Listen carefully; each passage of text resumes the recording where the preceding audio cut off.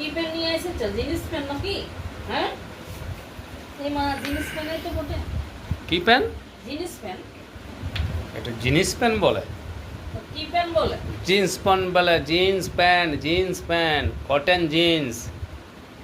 আমি তো বলছি জিনিস প্যান্টই বলে। এই মেয়েটা কিছুই জানে না রে বাবা।